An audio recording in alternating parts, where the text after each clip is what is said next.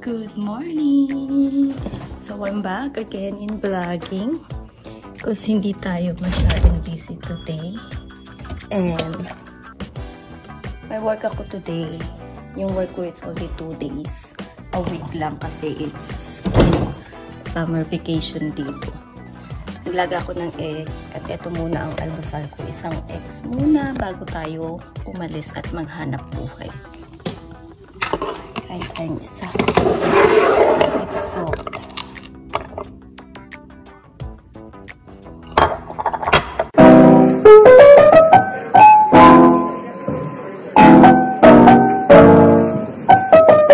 Okay, let's go. I have yung tira kong iced coffee na binili ni asawa.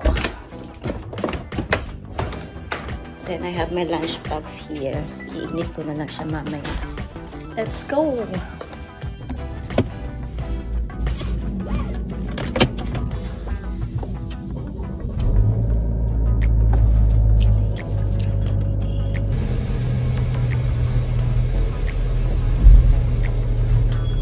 So magkwentuhan tayo mga moms kasi ang tagal kong hindi nakapag-upload, hindi nakapag-vlog na naman kasi nga it's softball season na naman dito sa Jumerica at sobrang busy na naman. Tapos summer bakasyon sa school kaya sobrang busy ko rin. Softball ganap ni anak. Tapos yung work ko, so yun na nga, let's talk about my job. Hindi ako araw-araw pumapasok ngayon kasi nga bakasyon sa school. Walang magtitingin kay Mikay. So, ang babysitter dito is napakamahal. Kulang pa yung sasahurin ko ng isang buwan, yung isang cheque ko. Kulang pa pambayad sa babysitter dito. Sobrang mahal talaga. Sobrang swerte ko sa company namin. Sinusunod talaga nila yung mga request kong schedule.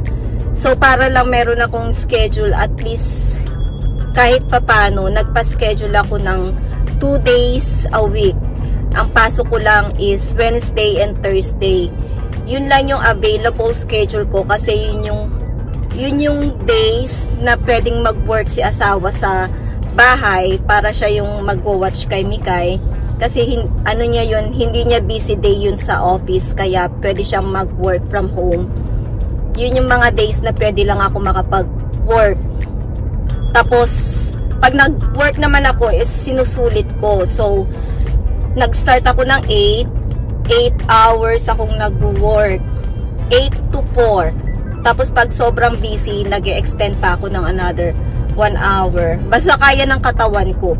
Kahit 2 days lang yun, pero kung mag-work ka naman ng whole day, tapos sobrang pagod, makakapagod talaga. So, yun na nga. Kaya hindi ko mabitawan tong trabaho ko kasi sobrang swerte ko talaga. Sobrang blessed ko sa company kasi kahit yung sobrang hirap i-schedule ng schedule ko, gawa nga kay Mikay, minsan hindi mo alam kailangan mong umabsent, minsan emergency. Talagang sila yung nag-a-adjust para sa akin. Basta magaling ka lang sa work, masipag ka sa work, hindi ka basta-basta kayang bitawan ng company mo. Tapos magaling ka makisama. Tapos minsan, kapag pumapasok naman ako, ang nakakataba lang ng puso kasi, yung isang manager namin, kapag kinakausap niya ako about sa availability schedule ko, minsan gusto niya, pag wala daw siya sa work, day off niya, gusto niya nandun ako kasi ako yung marunong mag-workout sa lahat. Kaya kong gawin lahat sa backroom namin. Damn! Mostly ako yung ina-assign nila mag-train ng tao. Nila ako tinuruan pero natuto ko ng sarili ko. Natuto ko kung paano i-handle yung backroom. Alam mo yung mga hindi mo dapat trabahuin pero kaya mong gawin. Wait a minute!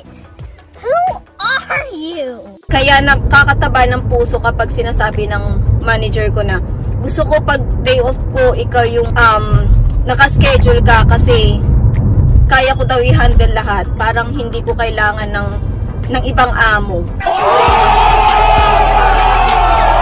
Alam ko kung ano yung gagawin ko, nakakapag-desisyon ako. Ganun, nagtitiwala sila sa akin. Hindi sila basta-basta nag-a-assign ng tao sa back room, sa office, kapag hindi well-trained. Hindi ako well-trained. Never talaga nila akong training. Pero natuto ako on my own. Natuto talaga ako ng sarili ko. Kaya yun, nakaka-proud. So, nagdadrive ako ngayon papunta sa work. Focus muna tayo mag-drive kasi ang dami ko na namang halash, ma'am! Kasi nga, ang tagal natin hindi nakapag-vlog. So, na-miss kong humarap sa camera. Na-miss kong mag-vlog. So, see ya! A few moments later.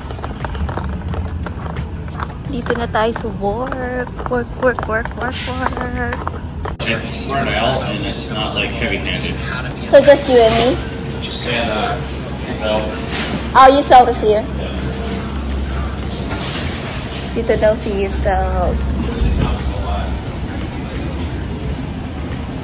Clock in muna tayo kasi baka malate na naman ang lola nyo.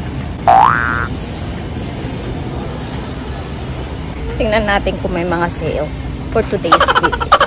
Alam nyo ba guys, nasira yung mukha ko. Nagkaroon ako ng mga scar sa pimples. Kasi parang wala naman. So ayan lang yung mga sale natin for today. Oh, Velveeta. Kukuha ko niyan for Mikay. Sakto. Paborito niya to. Paborito ni Mikay to. Itong mac and cheese na to.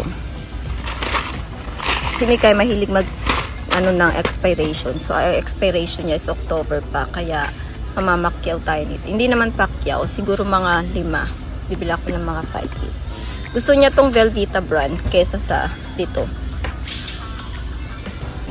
Hindi kami busy for today's video. So, dito lang ako sa office muna tambay. Hindi naman tambay, pero gagawa-gawa tayo ng ganap, syempre. Nakakahiya naman.